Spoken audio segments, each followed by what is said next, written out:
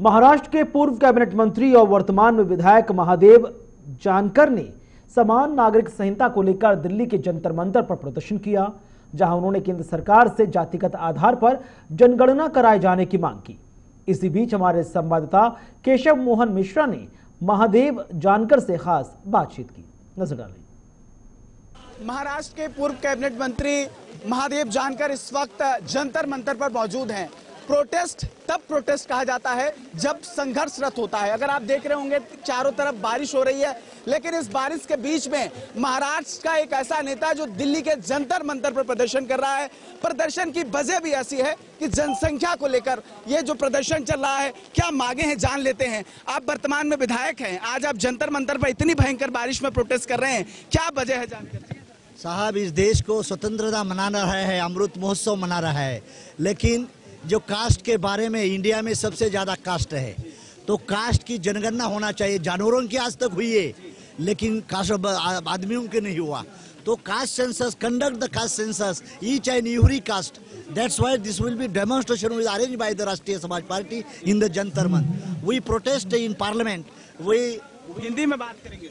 हम आपको बताना चाहते हैं कि देश के प्रधानमंत्री इस दिल्ली में राजा रहता है और बम्बई और लखनऊ में सूबेदार रहता है, तो राजा के मन में आना चाहिए कि बदल होना चाहिए। इसीलिए हम मोदी को बताने के लिए, या हमने आई एम एनडीए के पार्टनर ऑफ द एनडीए, लेकिन हमारे पार्टी के बदौलत हम उसको दौरा करना चाहते हैं कि इस देश का पंडित कितना है, उसको सोशली, इकोनॉमिकली, पॉलिटिकली, कल्चरली वो डेवलपमेंट के लिए पार्लियामेंट फंड अलाउड करती है। आज तक का फंड हमारे पास क्यों नहीं मिला? क्यों?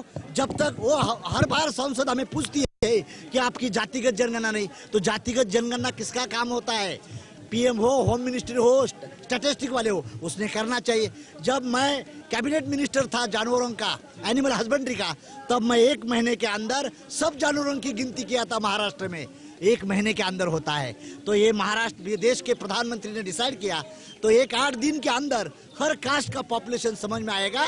और वो एक सवाल और समय समय पर इसको लेकर मांग उठी है, लेकिन इस पर सरकार ने अभी तक ध्यान नहीं दिया। और आप जंतर मंतर पहुंचे हैं, स्वयं आप विधायक हैं, किस तरीके से देखते हैं एक विधायक जब जंतर मंतर पर प्रोटेस्ट कर रहा है, आप कह रहे हैं एनडीए के समर्थित हैं, तो कहीं ना कहीं आपकी बात ज्यादा सुनी जानी चाहिए। मैं कहना चाहता हूँ कि मैं एनडीए का राष्ट्रीय समाज पार्टी घटक दल है, लेकिन 340वां जो कलम है हमारे ओबीसी के लिए 1.5 कलम है, उसका कोई फायदा नहीं आज तक हुआ।